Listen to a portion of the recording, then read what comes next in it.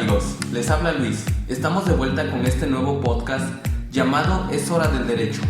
Mejor que nunca, claro que sí. Hoy trataremos sobre el concepto y fuentes del derecho mercantil, explicando desde su concepto, las fuentes, sujetos, sociedades, clasificación y sus generalidades. También hablaremos sobre las sociedades irregulares, sociedad anónima, títulos y operaciones de crédito. No hay que olvidarnos de los contratos mercantiles y operaciones de crédito. Para finalizar, el último tema que trataremos será el de derecho internacional de los actos de comercio. Antes de comenzar de lleno con el tema, ¿alguien de los que conforman esta emisión tienen algún concepto propio, alguna idea o aportación? Hola, ¿qué tal amigos? Soy Dorian y yo entiendo el derecho mercantil como todo lo relacionado al comercio. Además, como ya he comentado alguna vez en clase, va relacionado a lo financiero. Los famosísimos títulos de crédito, que por cierto, estos son muy sarcásticos. Si no los realizas bien, y es ahí cuando hay conflicto. Pero bueno, esa fue mi pequeña opinión y sigamos. Claro que sí, Dorian, no te preocupes. Tienes idea y eso es lo que vale. Pero por eso estamos conscientes que en esta emisión es para explicar lo relevante del tema y salir con conocimiento después de esta emisión. Pero bueno amigos, no los aburro más y dicho todo esto, comenzamos.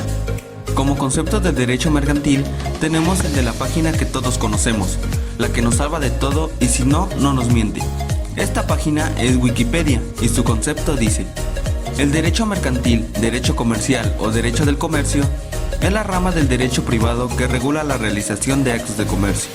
Esto es, en términos amplios, la rama del derecho que regula el ejercicio del comercio por los distintos operadores económicos en el mercado.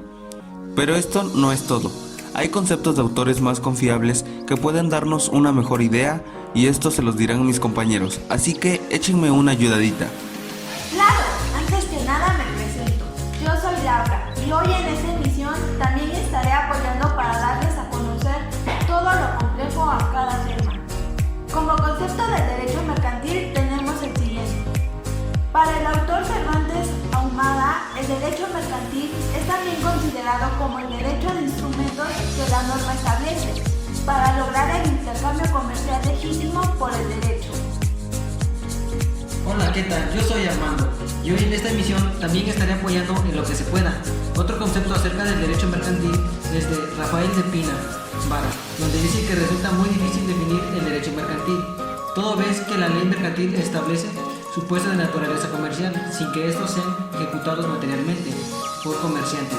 Por ello se determina que el derecho mercantil no regula las relaciones entre comerciantes, sino que se enfoca a la ejecución misma del acto de comercio.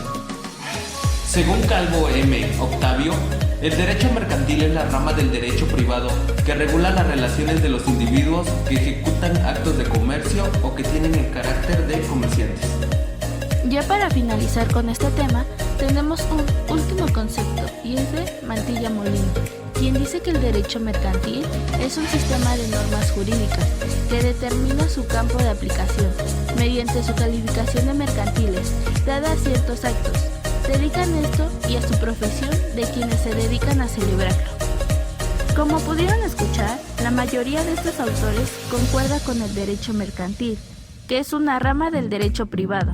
Igual dicen que es todo acto de comercio, que en mi opinión personal puedo decir que este tipo de derecho, en caso de un juicio por un título de crédito, es muy laborioso para los acreedores, abogados, y molesto para los ignorantes, mejor conocidos como deudores.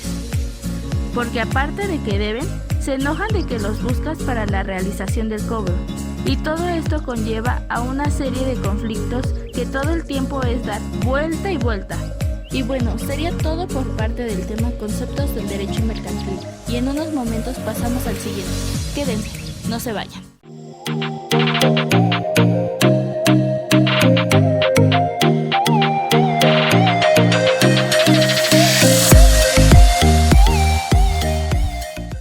Estamos de vuelta y empezamos con nuestro segundo tema de esta emisión que lleva por nombre Fuentes del Derecho Mercantil. Así que le cedo el micrófono a la queridísima Doria, que ella les expondrá lo relevante a este tema. Gracias Luis. Empezamos con algunos conceptos de lo que son fuentes del derecho mercantil. El primero dice, las fuentes del derecho mercantil son el origen de una norma o disposición del comercio, Una norma es considerada de naturaleza comercial cuando tiene carácter de obligatoria dentro del marco jurídico y regula las conductas en las que se desarrolla el derecho mercantil. La fuente del derecho comercial, por excelencia, es la legislación mercantil. Una ley puede considerarse de naturaleza mercantil cuando el legislador le ha otorgado esa calidad y cuando la materia de la cual se trate se encuentra en esa categoría en virtud de disposiciones de materia de comercio.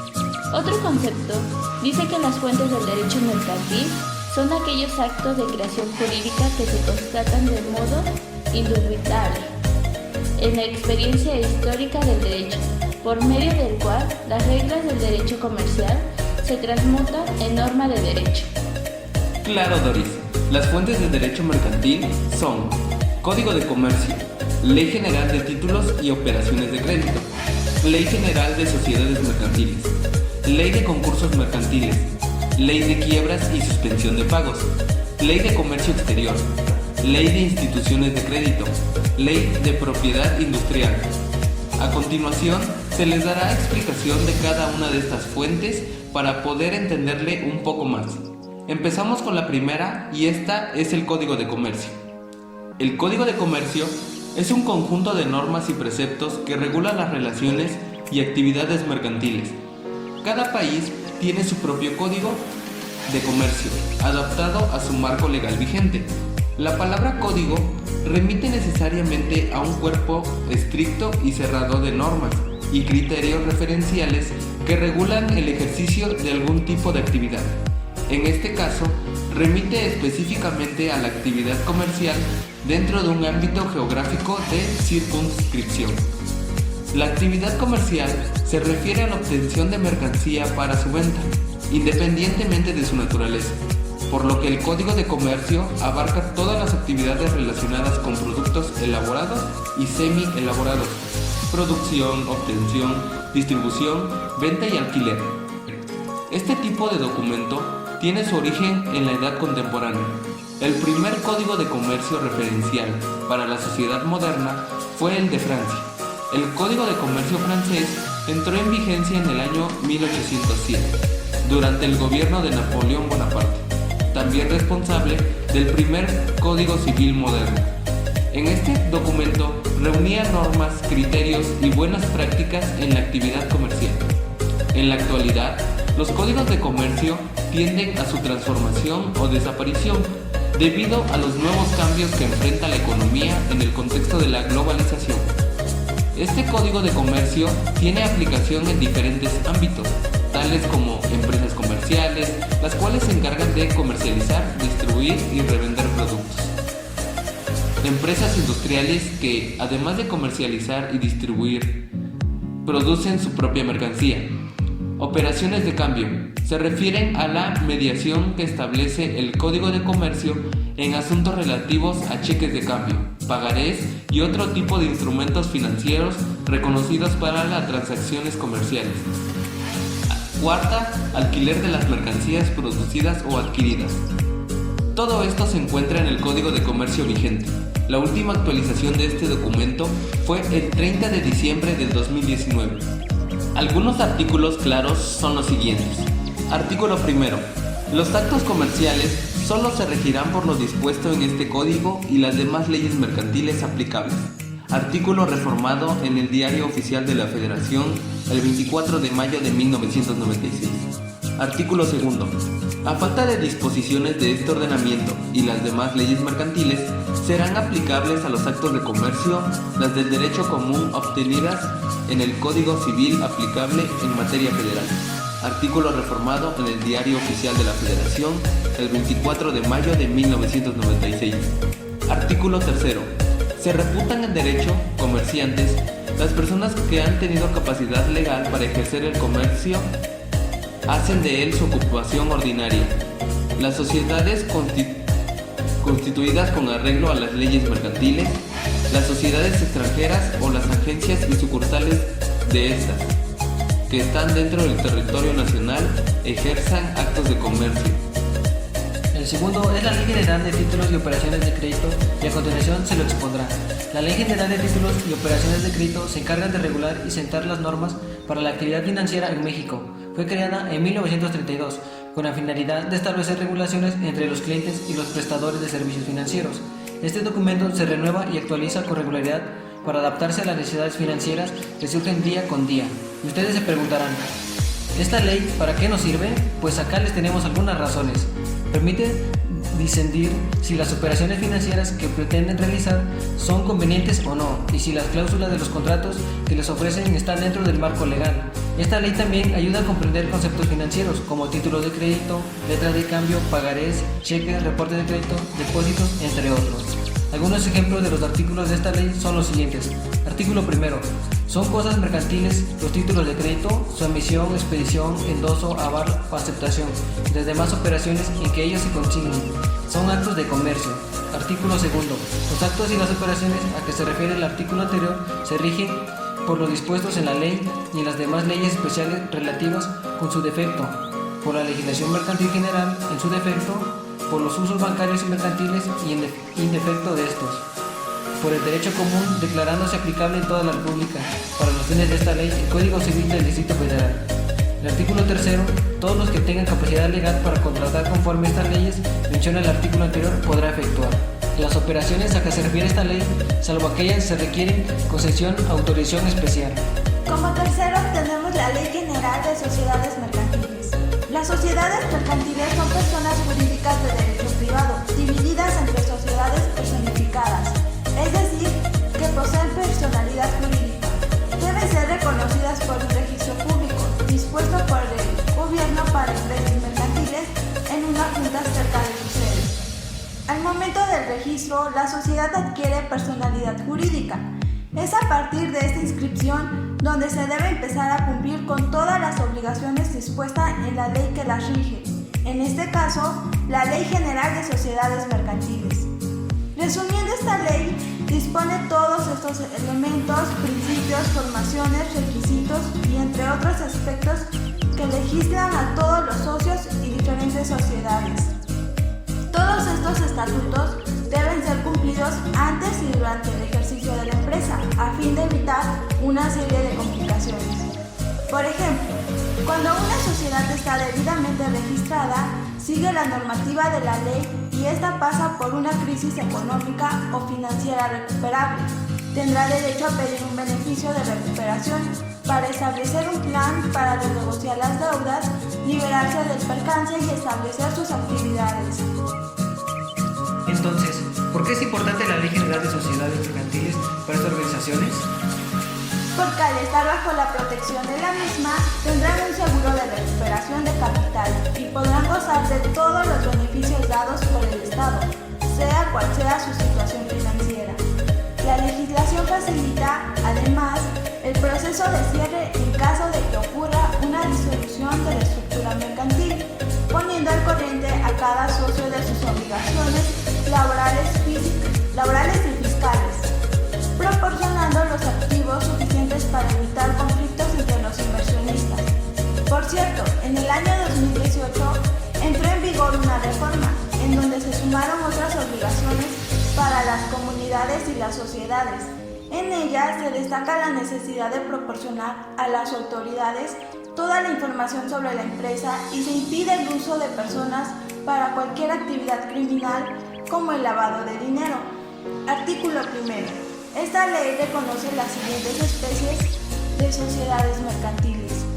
Primero, sociedad en nombre colectivo. Segundo, sociedad en comandita simple. Tercero, sociedad de responsabilidad limitada. Cuarto, sociedad anónima. Y quinto, sociedad en comandita por fracción. Sexto, sociedad cooperativa. Séptimo, sociedad por acción simplificada. Artículo segundo. Las sociedades mercantiles inscritas en el Registro Público de Comercio tienen personalidad jurídica distinta de la de los socios. La cuarta fuente es la Ley de Concursos Mercantiles. Esta ley fue publicada en el Diario Oficial de la Federación el 12 de mayo del 2000. El concurso mercantil es el recurso legal al cual acuden las empresas para entablar negociaciones con sus acreedores, cuando el peso de sus adeudos es tal que les es imposible seguir el corriente en todos los pagos conforme se van venciendo. Si el juzgado admite el recurso, el servicio de las deudas se suspende y el juez designa un vestidor cuya función es administrar las operaciones de la empresa, mientras ésta negocia la reestructuración de los adeudos. La premisa clave de cualquier concurso mercantil es sencilla, pero fundamental. La empresa sigue siendo viable y vale más viva que muerta, es decir, su problema es financiero, no económico. No cuenta con los recursos financieros para mantenerse al corriente en sus deudas, pero sí se perdona alguna parte de estas. La empresa puede seguir operando puesto que sus flujos operativos son positivos. Y por ejemplo, en el periodo dispuesto por las empresas, ¿no se llega a un acuerdo? ¿Qué pasa? Si no se logra un acuerdo, la empresa entra en un proceso de bancarrota en el cual se liquidan los activos que posee para con ellos hacer pagos a los acreedores hasta que estos se agoten. La prelación de los acreedores en una quiebra se establece en la ley. En primer lugar van los trabajadores y el fisco, es el Estado en el campo del derecho privado. Luego toca su turno y a los acreedores con garantías prendarias después de corresponder a los acreedores ordinarios. Hasta el final van los accionistas. Algunos ejemplos de los artículos son los siguientes, en donde se detalla cómo debe ser el concurso mercantil. El artículo primero, la presentación. La ley es interés público y tiene por objeto regular el concurso mercantil. Es de interés público conservar las empresas y evitar que el cumplimiento generalizado de las obligaciones de pago pongan un riesgo viable de las mismas y de las demás, con las que mantengan una relación de negocios, con el fin de garantizar una adecuada protección a los acreedores frente al detrimento del patrimonio de las empresas en concurso. El juez y los demás sujetos del proceso regulado en esta ley deberán regir sus actuaciones, en este momento bajo los principios de trascendencia económica procesal, celeridad, publicidad y buena fe. Artículo 2. El concurso mercantil consta de 2 etapas sucesivas, denominadas conciliación y quiebra. Artículo 7. El juez es el rector del procedimiento del concurso mercantil y tendrá las facultades necesarias para dar cumplimiento a lo que esta ley establece, sin que pueda modificar cualquier plazo o término que fije la misma, salvo que ésta lo faculte expresamente para hacerlo.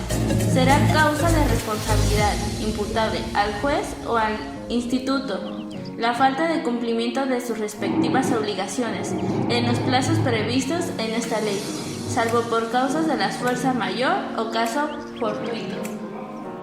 La quinta fuente es la ley de quiebra y suspensión de pagos. La suspensión de pagos es una situación jurídica que a toda persona física o moral tiene derecho, antes de que se declare en quiebra. La persona de que se trate podrá solicitar que se le constituya un estado de suspensión de pagos y que se convoque a sus acreedores para celebrar un convenio general preventivo para tratar de evitar la quiebra. El comerciante, sociedad mercantil, que solicite se le declare en suspensión de pagos, deberá presentar su demanda ante el juez de distrito o juez de primera instancia competentes. En cuanto a sus documentos, datos y requisitos se exigen también para la declaración de la quiebra. Esta ley fue publicada el 20 de abril de 1943. Pero a ver, ¿cuáles son las causas de la suspensión de pagos? Porque creo, en mi punto de vista, al gobierno no le favorecerá esta ley, ya que son pagos que todo tipo de sociedad debe realizar. En eso tienes cierta razón, Dorian. El gobierno no le gustaría perder dinero y por eso las autoridades competentes llegan a un acuerdo con dicha empresa para que así ninguno de los dos salga afectados. Y respondiendo a tu pregunta, las causas son las siguientes. Cuando un negocio presenta escasez de recursos para hacer frente a una obligación, puede llegar a la suspensión de pagos, que es el sobreseguimiento provisional en el pago de los créditos que ha reconocido, o la quiebra, que constituye el sobreseguimiento general. Posiblemente el negocio cuente con bienes suficientes para cubrir todas sus obligaciones, pero la falta de liquidez en un momento dado lo obliga a seguir este camino para reorganizarse financieramente y poder así salir evadentemente en el cumplimiento de sus obligaciones. En este caso, de no lograrlo, tendría que llegar a la quiebra. Ok, ¿y todo ese proceso cómo se lleva a cabo? La suspensión de pagos debe promoverse mediante solicitud escrita al juez, que en el mismo día o más al siguiente de la presentación de la demanda dictará sentencia declarando la suspensión de pagos, después de comprobar que la demanda y la preposición del convenio con los acreedores reúne las condiciones legales.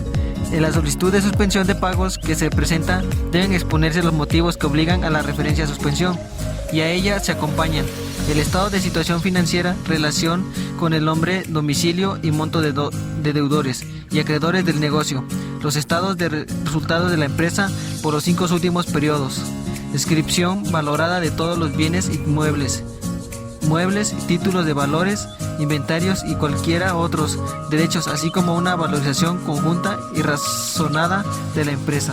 También deben acompañarse a la demanda la preposición de convenio preventivo que la empresa haga a sus acreedores. Ya me quedó más claro. Y creo que esta ley, a pesar de que no le favorece al gobierno, como dice Dorian, está muy bien para que a ninguna de las dos partes pierdan y así lleguen a un acuerdo. Así es, Laura, estoy de acuerdo contigo. Pasemos a la siguiente fuente y esta es la Ley de Comercio Exterior. Esta ley tiene por objeto regular y promover el comercio exterior, incrementar la competitividad de la economía nacional, propiciar el uso eficiente de los recursos productivos del país, integrar adecuadamente la economía mexicana con la internacional y contribuir la elevación del bienestar de la población.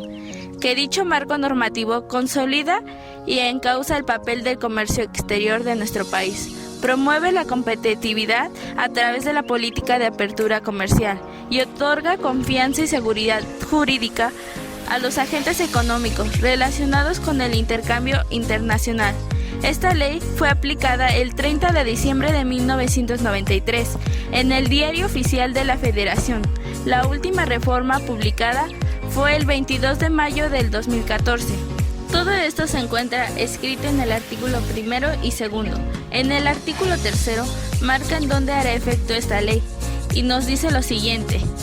1. La Secretaría de Economía. 2. Comisión, la Comisión de Comercio Exterior. 3.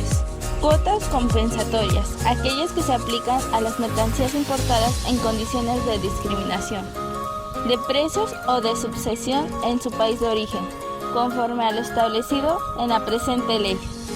4. Reglas, las de carácter general que emita la Secretaría sobre las regulaciones y restricciones no arancelarias y programas e instrumentos de comercio exterior y fracción adicionada del 24 de enero del 2006. 5. Reglamento. El reglamento de esta ley, esta fracción se refiere a qué plazos en días se entenderán días hábiles y cuando se refiera a meses o años, se entenderá meses o años calendario. La siguiente ley es la Ley de Instituciones de Crédito y dice lo siguiente. La presente ley es el orden público y observancia general en los Estados Unidos mexicanos y tiene por objeto regular el servicio de banca y crédito, la organización y funcionamiento de las instituciones de crédito, las actividades y operaciones de las mismas podrán realizar su sano y equilibrado desarrollo. La protección de los intereses del público y los términos en que el Estado ejercerá la rectoría financiera del sistema bancario mexicano está escrito en el artículo 1.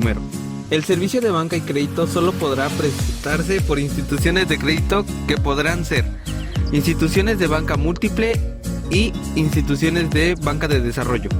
Para efectos de lo dispuesto en la presente ley, se considera servicio de banca y crédito la capacitación de recursos del público en el mercado nacional para su colocación en el público, mediante actos causantes del pasivo directo o contingente, quedando el intermediario obligado a cubrir el principal y, en su caso, los accesorios financieros de los recursos captados.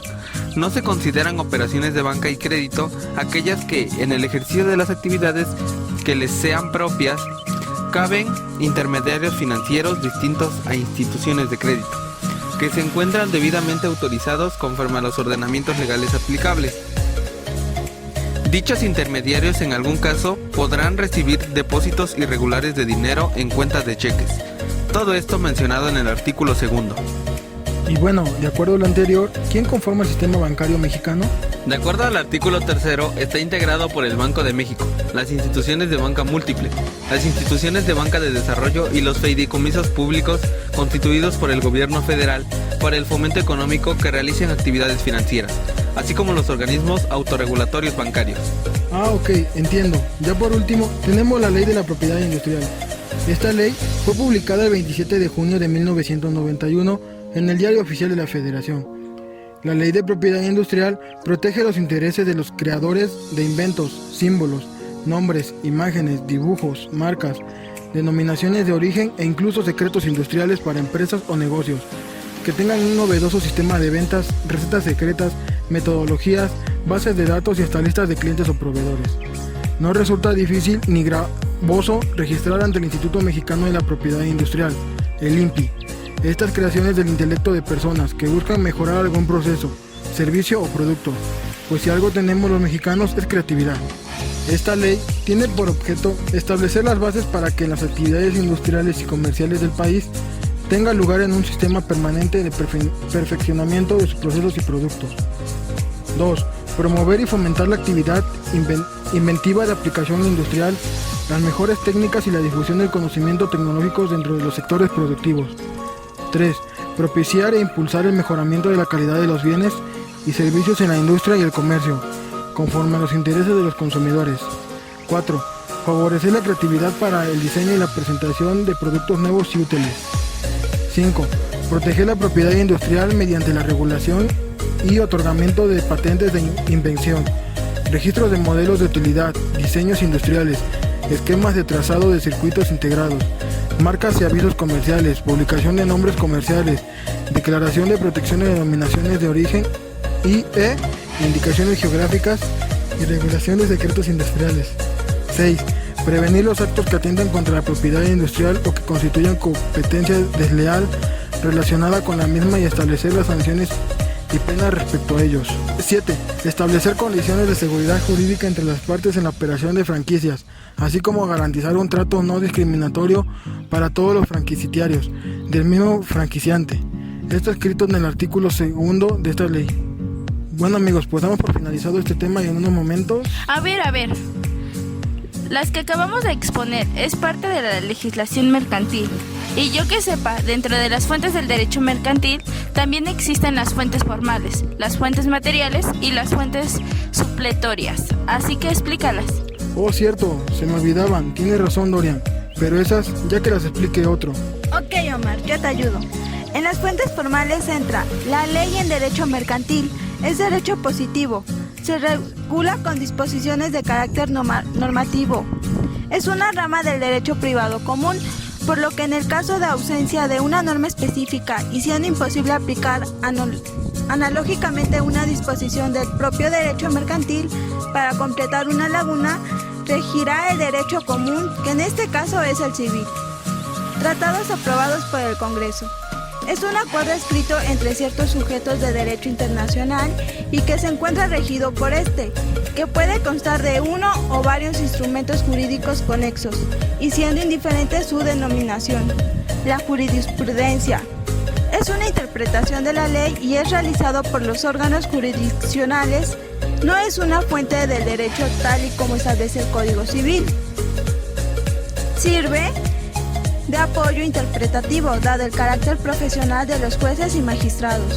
La jurisprudencia es una consensualmente considerada como la mayor fuente interpretativa del derecho positivo, en caso de laguna, aunque formalmente no sea una fuente. En fuentes materiales son las siguientes. Usos y costumbre.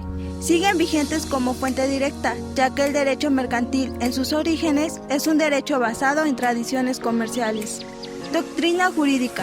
Se entiende por doctrina jurídica al conjunto de derechos, teorías e investigaciones que han realizado los expertos en la ciencia jurídica. Y ya por último tenemos las fuentes supletorias. En estas se encuentran las siguientes.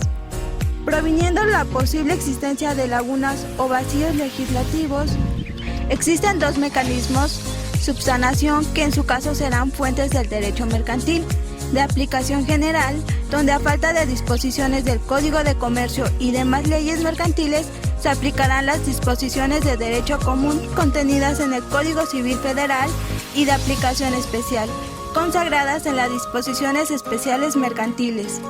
Para subsanar estos vacíos, se utilizan básicamente dos mecanismos, los cuales se describen a continuación. De aplicación general. Se encuentra contenida en los artículos 1 y 2 del Código de Comercio, y señalan que a falta de disposiciones de este código y demás leyes mercantiles, se aplicarán las disposiciones de derecho común contenidas en el Código Civil Federal. De aplicación especial, se encuentran previstas en el artículo 2, Ley General de Títulos y Operaciones de Crédito. Por cierto, para que exista la supletoriedad de unas normas respecto de otras, es necesario que cumplan los siguientes requisitos. El ordenamiento sobre el cual se aplicará la supletoriedad lo admite expresamente y señale el estatuto a suplir. El ordenamiento debe reconocer la institución jurídica objeto de la supletoriedad. Que las normas que integran el marco jurídico aplicable no pueda resolver la situación jurídica concreta en base a sus disposiciones. Ok, te agradezco, Lau. Y ahora, si damos por finalizado este tema y en unos momentos pasamos al siguiente. No se vayan, que esto apenas está comenzando.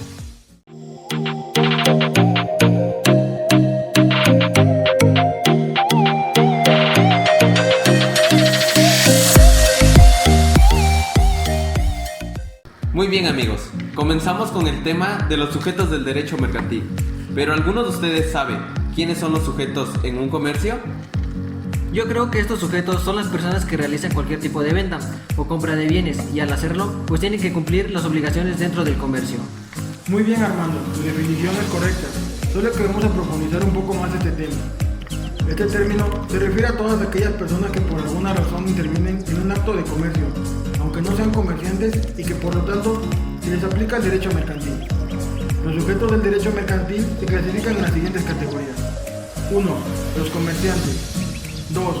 Personas que realizan accidentalmente actos de comercio. 3. Personas que intervienen en un acto mixto.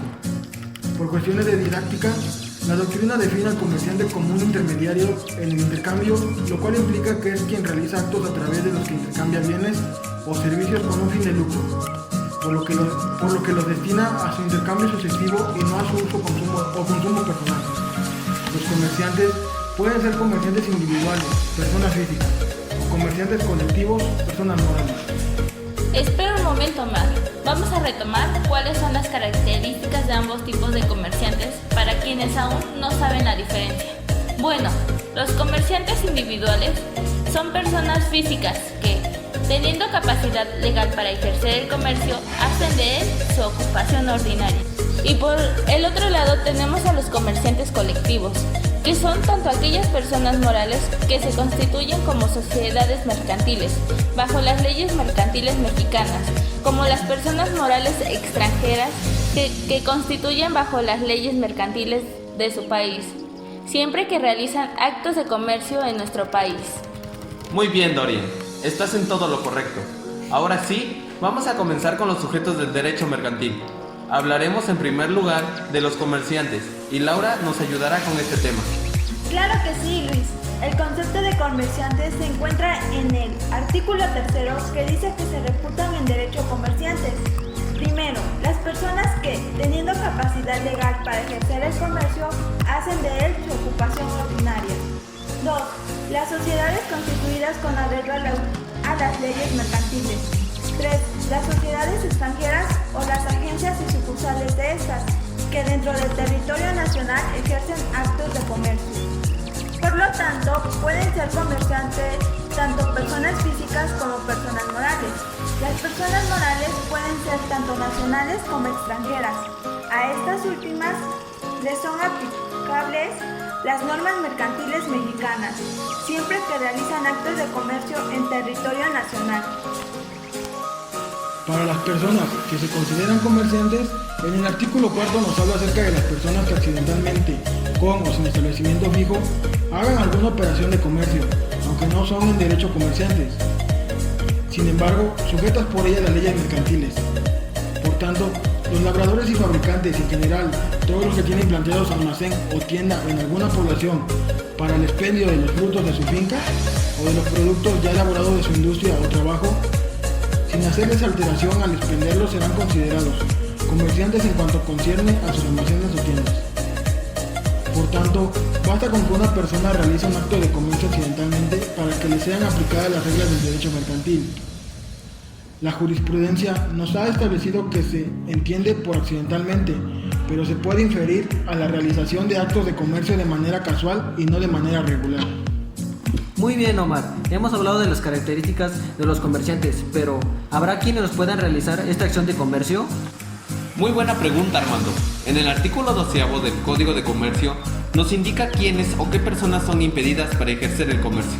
Los primeros son los corredores, los segundos, los quebrados que hayan sido rehabilitados y por último, los que por sentencia ejecutoria hayan sido condenados por delitos contra la propiedad, incluyendo en estos la falsedad, el peculado, el cohecho y la concusión. La imitación a que se refiere la fracción anterior comenzará a surtir sus efectos a partir de que se cause ejecutoria la sentencia respectiva y durará hasta que se cumpla la condena. Bueno, y por último, tenemos a las personas que intervienen en acto mixto. También son sujetos del derecho mercantil, aquellas personas que realizan actos mixtos. Como recordaremos, los actos mixtos son actos jurídicos en los que una de las partes, dicho acto es de comercio y para la otra parte dicho acto es civil. Según en el artículo 1050 del Código de Comercio, los conflictos relacionados con estos actos se resuelven conforme a las leyes mercantiles. En el artículo 1050 nos dice que cuando conforme a las disposiciones mercantiles para una de las partes que intervienen en un acto, este tenga naturaleza comercial y para la otra tenga naturaleza civil. La controversia que del mismo se derive se regirá conforme a las leyes mercantiles.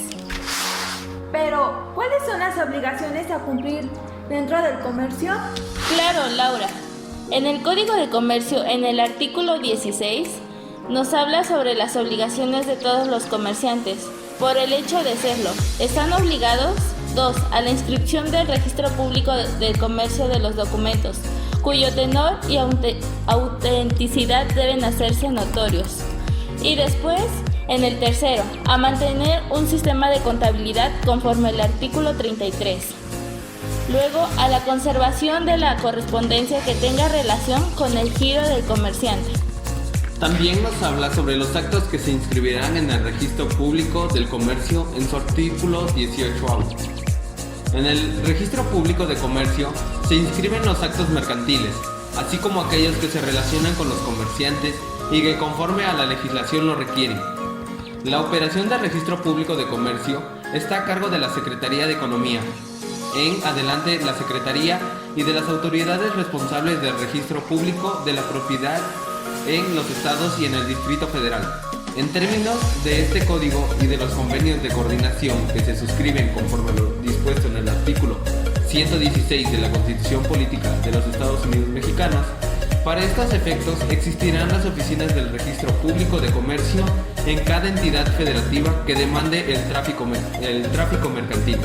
La Secretaría emitirá los lineamientos necesarios para la adecuada operación del Registro Público de Comercio, que deberán publicarse en el Diario Oficial de la Federación. Hemos escuchado también, se tiene que inscribir en el registro, ¿eso es cierto? Sí, Armando, así es. Se lleva a cabo la inscripción o matrícula en el registro. 19. La inscripción o matrícula en el registro mercantil será potestativa para los individuos que se dediquen al comercio y obligatoria para todas las sociedades mercantiles, por lo que se refiere a su constitución, transformación, fusión, escisión, disolución y liquidación, y para los buques. Los primeros quedarán matriculados de oficio al inscribir cualquier documento cuyo registro sea necesario.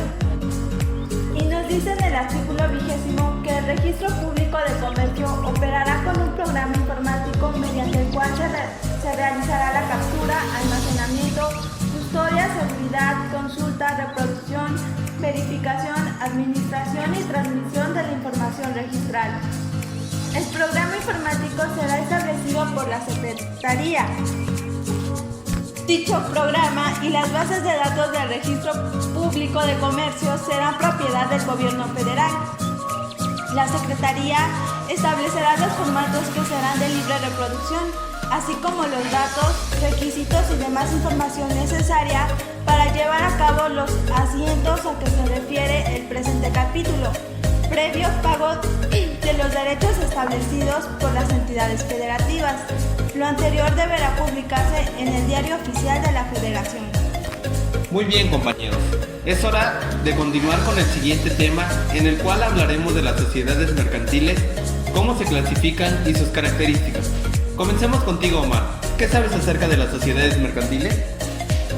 Para personalizar cualquier negocio, la manera de hacerlo es a través de volverlo una sociedad mercantil. En México existen 6 tipos de sociedades mercantiles.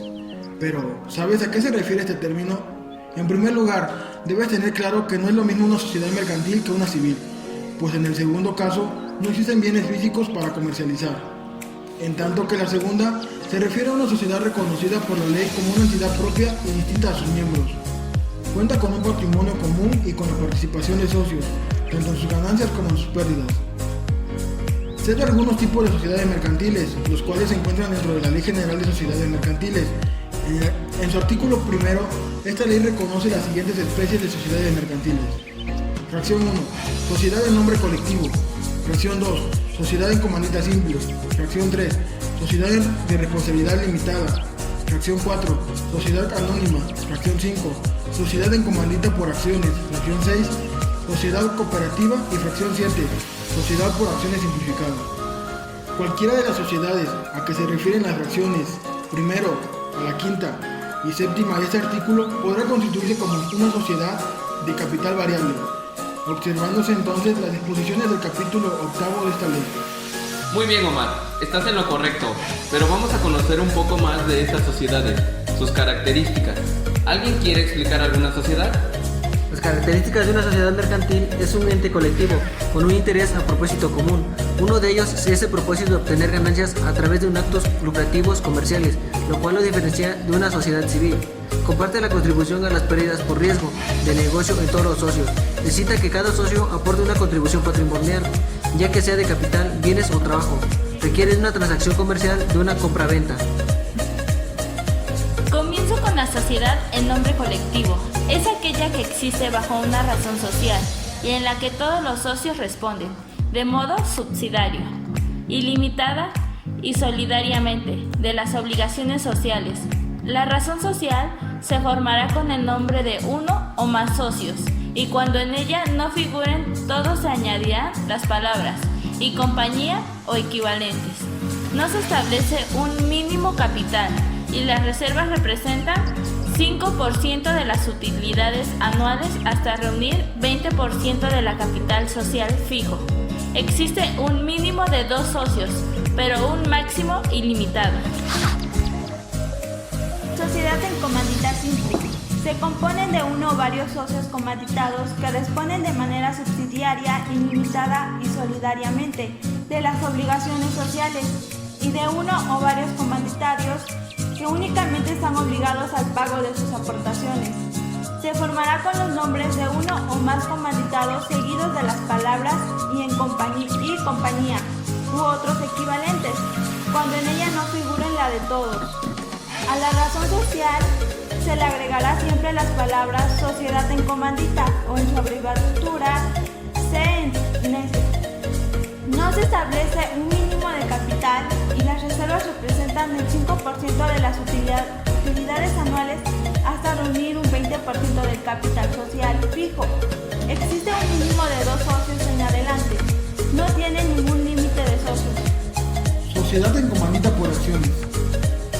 SNC por A.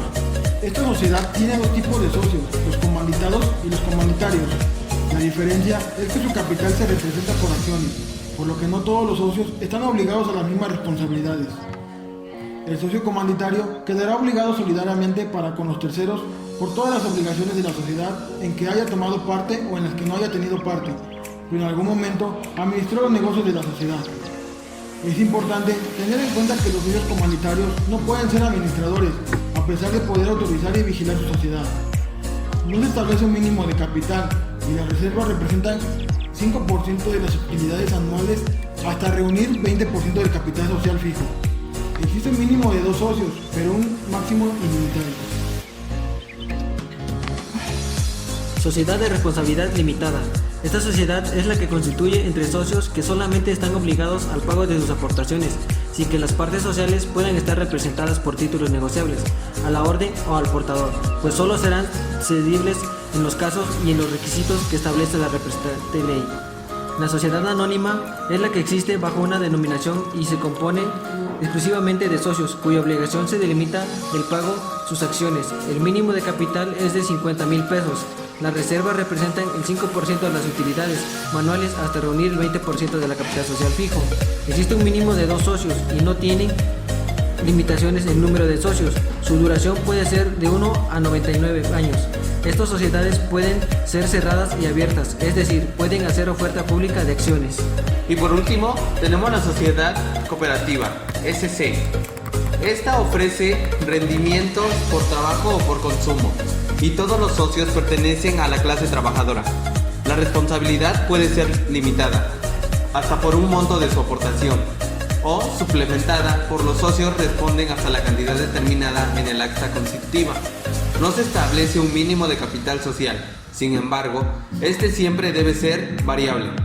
El fondo de reserva se constituye con 10 a 20% de los rendimientos de cada ejercicio social, el cual podrá ser delimitado en las bases constitutivas, pero no puede ser menor de 25% del capital social en la SC de productores, ni de 10% en la de los consumidores.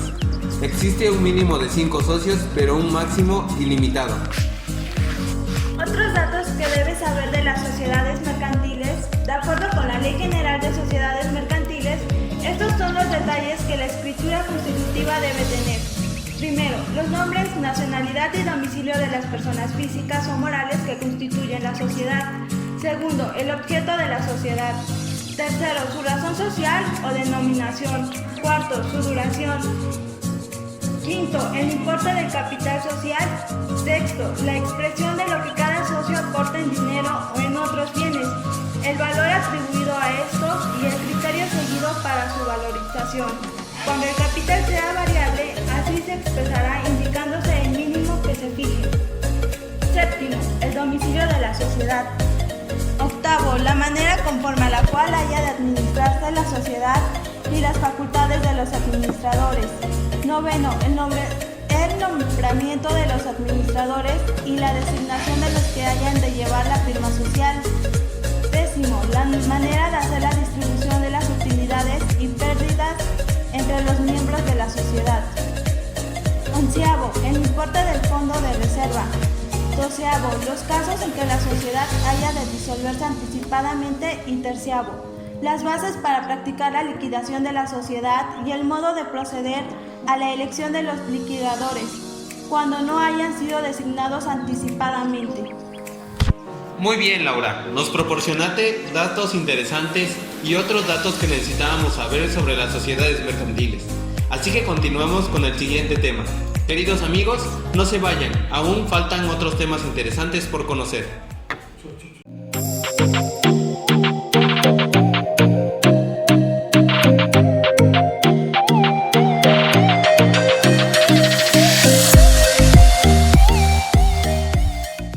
Muy bien, compañeros, sigamos con esto y mucho más. Y el siguiente punto es el de sociedades irregulares. Así es, mi queridísima Dorian. Vamos a empezar con sociedades irregulares, que mi compañero Armando nos dará un concepto sobre eso. Claro, Omar, yo les daré 2 conceptos sobre las sociedades irregulares. Bueno, el primero nos dice que las sociedades irregulares son la denominación de las sociedades que no se encuentran constituidas de una manera regular o legal. También se denomina genéricamente sociedad de hecho. El problema reside en que el contrato de sociedad formal, esto que requiere de una serie de formalidades como el registro de escritura pública para su consecución, cuando una sociedad se encuentra en proceso de constitución pero todavía no está completada.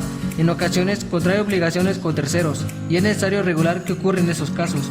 Por ello, las sociedades regulares son aquellas que, exteriorizándose como entidades societarias de carácter mercantil ante terceros, se encuentran sujetas a una situación jurídica especial por falta de uno o más requisitos legales para su constitución.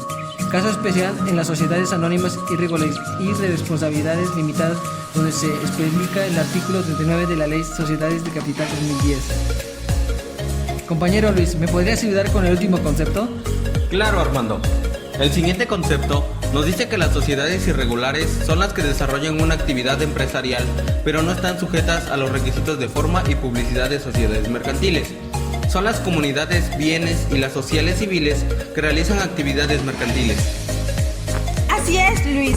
Ahora que me acuerdo, la otra vez estaba leyendo que el artículo 39 de la Ley de Sociedades de Capital indica que una vez verificada la voluntad de no inscribir la sociedad y en cualquier caso, transcurrido un año desde el otorgamiento de la escritura sin que le hayas solicitado su inscripción, se aplicarán las normas de la sociedad colectiva o en su caso la de sociedad civil si la sociedad en formación hubiera iniciado o continuado sus operaciones.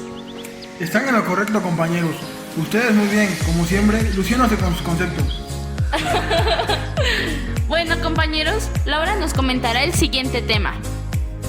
Así es, compañeros. El siguiente tema es sociedad anónima, pero ¿alguien de ustedes se acuerda de qué es o de qué trata? Bueno, yo me acuerdo, en mis tiempos de cuando iba a la universidad, el profe Yuri comentaba que la sociedad anónima son organizaciones mercantiles, formada por cierta cantidad de socios, cuyo capital se distribuye mediante acciones integrada por los aportes de los socios. Así es, Luis. Tú sí tienes una idea de qué trata la sociedad anónima.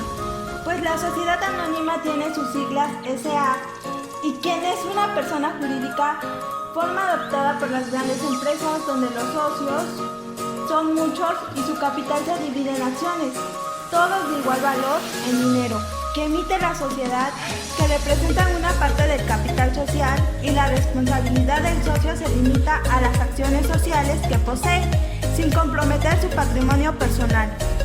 Sí, también nos dice que las sociedades anónimas son siempre sociedades mercantiles y las acciones son individuales. Si tuviera más de un titular, ellos serían condominios. ¿Y qué es condominio? Bueno, este consiste en la situación en la que la propiedad de una cosa es compartida por dos o más personas, por extensión, y se le denomina así una inmueble bajo el régimen de la propiedad horizontal. Ok, chicos. Ya entendiendo esto, nos dice también que la sociedad anónima tiene ciertas características. ¿Alguno de ustedes me puede decir cuáles son? Claro, Laura, son la limitación de responsabilidad de los socios frente a terceros, la división de capital social en acciones, la negociabilidad de las acciones, la estructura orgánica impersonal y la última es que existe bajo una denominación. Ahorita que me acuerdo, compañeros, hace tiempo leí que el artículo 89 de la Ley General de Sociedades Mercantiles señala como requisitos de constitución de las sociedades anónimas los siguientes. 1. Que haya dos socios como mínimo y que cada uno de ellos suscriba una acción por lo menos. 2. Que el capital social no sea menor de 50,000 pesos y que esté íntegramente suscrito. 3. Que se exhiba en dinero efectivo cuando menos el 20% del valor de cada acción pagadera en numerario. Y 4. Que se exhiba íntegramente el valor de cada acción que haya de pagarse, en todo o en parte, con bienes distintos del numerario. Pero también debemos recordar que los socios tienen obligaciones y su obligación es el de cubrir el ente social en monto de su aportación el plazo en convenio. Y si en caso de que faltara la sociedad, poder reclamarle judicialmente o hasta incluso venderla. Pero para entender un poquito más a alguien de ustedes, ¿me podrían dar unos ejemplos? Claro, compañero, les voy a dar algunos. El primero sería Walmart, el segundo Bimbo y el tercero Palsa. Muy bien, Dorian. ¿Saben? Yo recuerdo también que una sociedad anónima es que la responsabilidad de cada socio es proporcional a cuál capital hayan aportado. Eso es todo, amigos. Entonces ya nos quedó claro que es una sociedad anónima. Así es, ya quedó más claro que el agua. Muy bien, amigos. Entonces, pasemos al siguiente tema, que también se muestra muy interesante.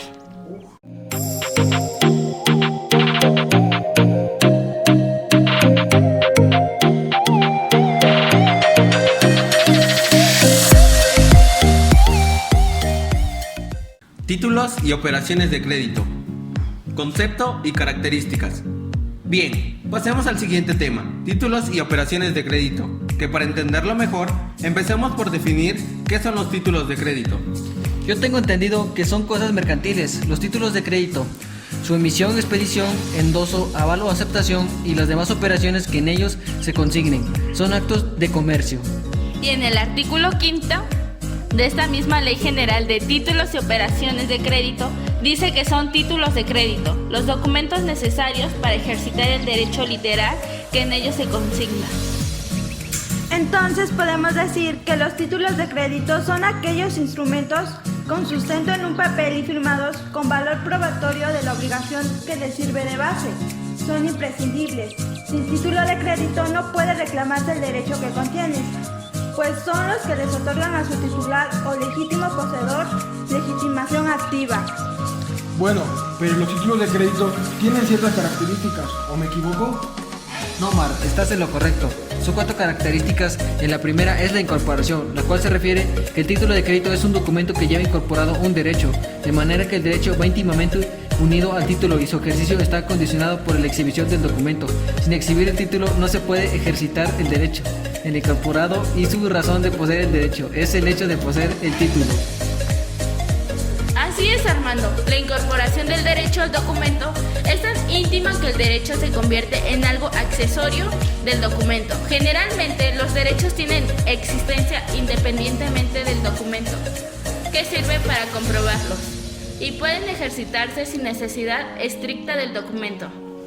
Sin embargo, tratándose de los títulos de crédito, el documento es lo principal y el derecho lo accesorio.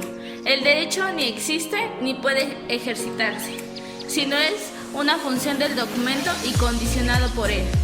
El siguiente es la legitimación, la cual es la consecuencia de la incorporación. Para ejercitar el derecho es necesario legitimizarse, exhibiendo el título de crédito. Esta tiene 2 aspectos, activo y pasivo. La activa consiste en la propiedad o calidad que tiene el título de crédito de atribuir a su titular, es decir, quien lo posee legalmente. La capacidad de exigir del obligado en el título, la obligación en el que se consigna. Y la pasiva consiste en que el adeudor obligado en el título de crédito cumple su obligación y por tanto se libera de ella, pagando a quien aparezca como titular del documento. Y no hay que olvidarnos de la literalidad. Esta hace referencia a que el derecho se medirá en su naturaleza, ámbito, contenido y demás circunstancias por la letra del documento, por lo que literalmente se encuentre en él consignado. Por ejemplo, si la letra de cambio dice que el aceptante se obliga a pagar tal cantidad en determinado lugar y fecha, estará obligado en esa medida. Por último tenemos la autonomía. No es propio decir que el título de crédito es autónomo, ni que sea autónomo el derecho incorporado en el título. Lo que debe decirse que es autónomo es el derecho que cada titular sucesivo va adquiriendo sobre el título y sobre los derechos en él incorporados. Y la expresión autonomía indica que cada persona que va adquiriendo el documento adquiere un derecho propio distinto del derecho que tenía o que podría tener quien le transmitió el título. Ok, ya aclaramos las características, pero yo tengo entendido que existe una clasificación de los títulos de crédito. Claro, Dori, hay una. Ahora mismo lo vamos a explicar. Títulos de crédito público y privado. Los títulos de crédito público son emitidos por el Estado o sus instituciones públicas, como los bonos de deuda pública, bonos del ahorro nacional, etc. Y los títulos de crédito privado son emitidos por particulares, como las letras de cambio, el pagaré, etc. Títulos de crédito nominativos, a la orden y al portador. Los títulos de crédito a la orden no requieren de un registro emisor y para transmitirlos solamente se endosa y se entrega el propio título, según el artículo 26 de la Ley General de Títulos de Crédito. Los títulos de crédito al portador, según el artículo 69 de dicha ley ya mencionada, expresa que son títulos al portador los que no están expedidos a favor de una persona determinada o no contenga una cláusula al portador. Y los títulos nominativos son los expedidos a favor de una persona cuyo nombre se consigna en el mismo texto del documento. Simples y complejos. Los títulos simples son aquellos que otorgan una sola presentación, como el pagaré, y los complejos originan diversas presentaciones, como las acciones. Dan derecho al voto o a la prioridad de acción. De pago y de crédito. Son títulos de crédito para pago exclusivamente los cheques. Los de crédito son los títulos que representan una operación de crédito o el crédito mismo, como la letra de cambio o el pagaré. Principales y accesorios. Los títulos de crédito principales valen por sí mismos y no están bajo la dependencia de otros títulos, como una letra de cambio. Los títulos accesorios sí están bajo otro título de crédito principal, como el certificado de depósito y su bono de prenda. Ya hablamos de la clasificación de los títulos de crédito. Ahora mencionaremos los diferentes títulos de crédito que son el cheque, el pagaré y la letra de cambio. ¿Alguien me ayudaría, por favor? Yo te ayudo. La letra de cambio es un documento por medio de la cual una persona denominada girador emite una orden incondicional a otra persona denominada girador para que ésta pague una determinada cantidad a otra persona llamada beneficiario o tenedor. A ver, tiempo fuera. Ya me mareaste con tu girador, que tenedor, girado. ¿Qué quieres decir con esos términos que no entiendo nada? Mira, el girador es quien emite una orden al girado para que le pague al beneficiario. El girado recibe la orden del girador de pagar al beneficiario. Y el beneficiario o tenedor es quien tiene derecho a recibir el pago por parte del girado. Ah, ya me quedó más claro. Y perdón, es que soy de aprendizaje lento.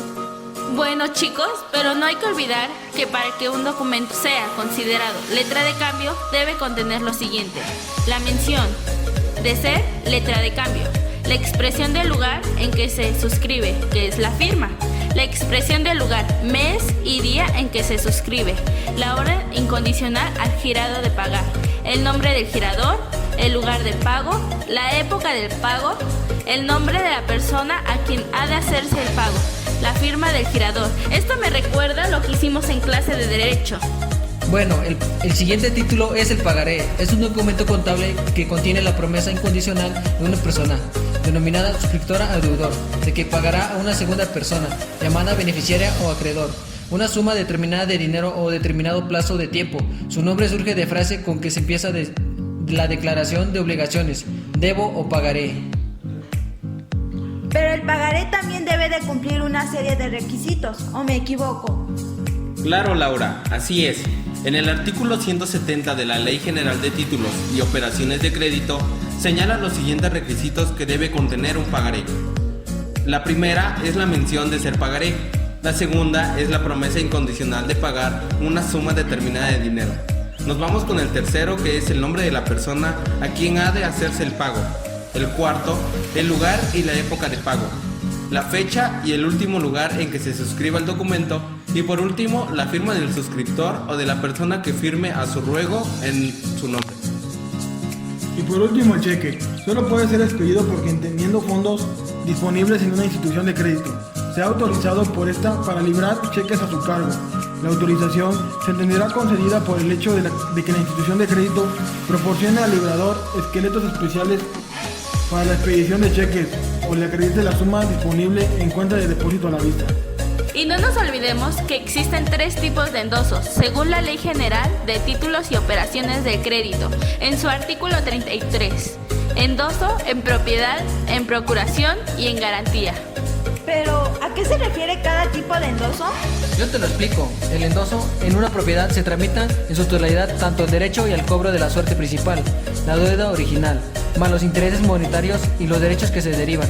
Endoso es procuración. Este se recomienda realizarlo en un favor abogado o persona que realizará la gestión del cobro, ya que este no posee la propiedad, sino el derecho o gestionar dicho cobro. Y por último, endoso en garantía. Esta figura es parecida a la prenda, donde el pignorante deudor se compromete a pagar una cantidad ofrecida, una garantía, un título de crédito, pero al consumarse la fecha de vencimiento, el acreedor pignorante se convierte en propietario del título. Otro tema interesante que trataremos en los contratos mercantiles y operaciones de crédito. Así es, Luis, pero ¿alguien sabe qué son los contratos mercantiles? Bueno, yo pienso que son acuerdos que se llevan entre 2 o más personas cuando hacen una negociación y se establecen o transfieren derechos y obligaciones. Pues tan perdida no andas, tienes la idea. A ver, Omar, si tú sabes, dinos qué son. Pues mira, un contrato mercantil o contrato comercial es un negocio jurídico bilateral que tiene naturaleza jurídico-mercantil. En general, para que un contrato sea calificado mercantil, debe referirse sobre actos de comercio, definidos según la legislación aplicable. La legislación aplicable a los contratos mercantiles ofrece diferencias con respecto a la legislación civil común, debido a que busca adaptarse a las necesidades del tráfico mercantil. el cual necesita soluciones distintas, normalmente más ágiles y más rápidas que el ámbito civil.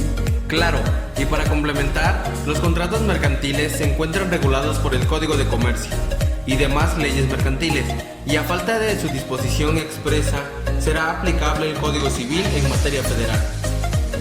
Algo interesante que leí en el Código de Comercio fue que el artículo 88 establece que en el contrato mercantil en que se fijare pena de indemnización contra el que no lo cumpliere, la parte perjudicada podrá exigir el cumplimiento del contrato o la pena prescrita, pero utilizando una de estas dos acciones quedará extinguida la otra. Bueno, otro artículo interesante que también leí fue el artículo 576. Establece que el contrato de transporte por vías terrestres o fluviales de todo género se reportarán mercantil cuando tengan por objeto mercaderías o cualquiera efectos del comercio. 2. Cuando siendo cualquiera sujeto sea comerciante, el porteador se dedique habitualmente y verificar de transportes para el público. Otro ejemplo es la compraventa, pues se da normalmente entre un comerciante y proveedor. De esta manera, cuando el comerciante adquiere mercancías para su negocio o que utilizará para prestar un servicio posteriormente, estaremos en presencia de una compraventa mercantil. El contrato de seguro es bilateral, condicional y aleatorio, por el cual una persona natural o jurídica toma alguno de los riesgos de pérdida o deterioro que corren ciertos objetos pertenecientes a otra persona, obligándose mediante una retribución convenida a indemnizarle la pérdida o cualquier otro daño estimable que sufran los sujetos asegurados. Contrato de comercio marítimo.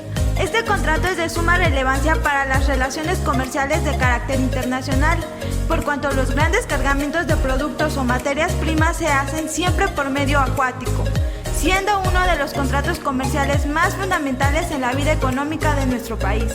Y bueno, podríamos mencionar muchos otros tipos de contratos mercantiles, pero como ya vimos, por lo general se consideran todos aquellos que están relacionados con un comerciante y proveedor.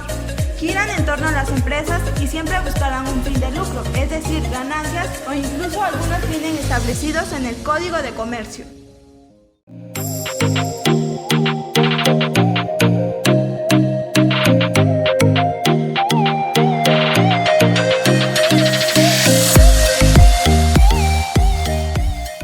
Compañeros, ya estamos a punto de terminar con este maravilloso podcast. En este momento pasaremos al último tema, que es Derecho Internacional en los actos de comercio.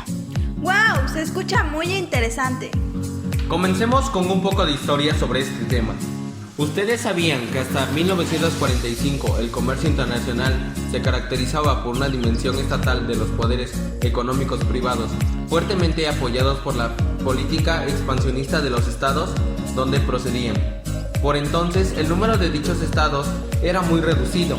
En aquellos donde la acumulación del capital en capital financiero, como consecuencia de revolución industrial, había propiciado una política de expansión internacional, a saber, Francia, Gran Bretaña, Estados Unidos. Hay que mencionar también que a partir de 1945 fue necesaria la adopción de un orden normativo capaz de responder el reto de un cambio radical en las relaciones económicas internacionales. Oh, ahora lo recuerdo. El régimen del comercio ya no respondía al esquema demoliberal y las economías estatales, que el plano internacional se traducía a 3 principios básicos, los cuales, con mayor o menor intensidad, estuvieron presentes a lo largo de todo el pasado siglo en las disposiciones internas de los Estados Unidos y en la generalidad de los convenios de comercio. Se trata, en primer lugar, del principio de libertad de comercio, fiel reflejo del liberalismo económico proclamado por la Revolución Francesa. En segundo término, del principio de libre cambio, vencedor del proteccionismo que había caracterizado el periodo anterior e indispensable para el desarrollo de las transacciones internacionales. Y por último, del principio de la igualdad de trato entre el extranjero y el nacional en materia mercantil. El derecho de comercio internacional está sobre la base de 3 elementos: materia regulada, carácter privado, carácter uniforme. Dorian, ¿te gustaría que te ayudáramos a explicar los 3 elementos? Claro.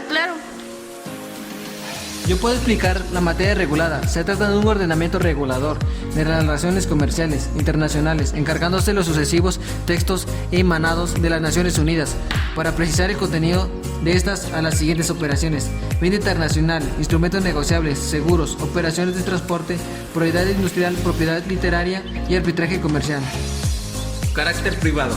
Esta idea también concibe al derecho del comercio internacional como el conjunto de normas que rigen las relaciones comerciales de naturaleza de derecho privado, que comprenden diferentes países. Como puede comprobarse, se trata de un concepto que predomina de un solo sector de este ordenamiento y bastante diferente del que había dictado hasta entonces, y orientado hacia la concepción internacionalista. Carácter uniforme. El derecho del comercio internacional, así concebido, trata de configurar un nuevo jus mercatorum, derecho mercantil, como una parte del derecho internacional privado, dedicado no a resolver conflictos de leyes, sino a evitar su presentación. De ahí que se vaya a la búsqueda de la uniformidad con una técnica de la economía de inspiración internacional que pusiera el acento en el principio de la uniformidad de las soluciones y dejaba de lado la tendencia a imponer en el plano internacional las concepciones jurídicas propias del ordenamiento nacional. Es más, por efectuar dicha unificación material de derecho mercantil internacional en el seno de la UNCITRAL, Comisión de las Naciones Unidas para el Derecho Mercantil, por sus siglas en inglés, fueron seleccionadas una serie de materias concretas a las que hemos hecho alusión. Derecho del comercio internacional. Común a todos los estados. Tendremos que combinar distintas fuentes de producción jurídica, de origen institucional, convencional e interno. A partir de aquí puede definirse este ordenamiento como el conjunto de normas jurídicas que rigen las operaciones comerciales realizadas por particulares cuyos intereses se sitúan en estados diferentes. En primer lugar, el derecho del comercio internacional comprende el conjunto de normas jurídicas que regulan a la actividad comercial internacional y que provienen tanto de disposiciones nacionales como de tratados internacionales, como de reglamentación profesional internacional o de los usos internacionales. En segundo término, hace referencia al conjunto de operaciones que implican el ejercicio del comercio, tanto en lo que se refiere a la estructura de la actividad, estatuto de los directivos de las sociedades, como en lo relativo a los actos que expresan la actividad de empresa, venta, competencia. Por último, se aplica a todas las relaciones comerciales y financieras que afectan a personas que tienen intereses o vínculos, localizados en estados diferentes. Como conclusión, tenemos que es muy importante conocer lo que el derecho mercantil, sus componentes, características, de que las leyes se escudan en otras cosas, para que el día que nosotros como profesionistas tengamos un problema con la empresa que en ese momento estemos representando, sepamos a dónde acudir, qué hacer y cómo defenderse. Tenemos que tanto las sociedades irregulares y las sociedades anónimas nos ayudan a regularizar entre terceros, conste o no de una escritura pública, como lo es las irregulares, para proteger a aquellos terceros que tengan conjunto de socios anónimos, que tendrán dicha empresa anónima. Esto también se ve en logística, por ejemplo, cuando se va a dejar dicha mercancía a una empresa, estas usualmente tienen como nombre SA, que es una sociedad anónima, y las mercancías que se dejan en este tipo de empresas, como por ejemplo Coca-Cola SA, y así en cada dicha empresa que va a obtener el SA. Yo creo que es muy importante conocer lo que es el derecho mercantil y cómo es que funciona, pues nuestra ingeniería gira en torno al comercio, ya que es donde principalmente la vamos a ejercer, en una empresa. Además, el derecho mercantil se puede decir que es la base de la economía de un país, ya que para que un país tenga una buena economía debe haber una base sólida de comercio. Por eso es que existen los famosos tratados de comercio internacional. También es sumamente importante conocer los títulos de crédito. Yo sé que ahora muchos pensamos, ¿y eso para qué nos servirá? O yo ni los voy a usar, pero es importante conocerlos y saber la función de cada uno, pues en un futuro no muy lejano, se nos puede llegar a presentar una situación donde tengamos que usarlos o quizás a nuestros papás. Y si ellos no saben, pues nosotros los ayudaremos o al menos tendremos una idea de qué hacer ante dicha situación. Bueno, eso es todo del tema de hoy. Muchas gracias por habernos escuchado y nos vemos en la siguiente emisión en Es Hora del Derecho. Suscríbanse y no olviden apoyarnos con un like.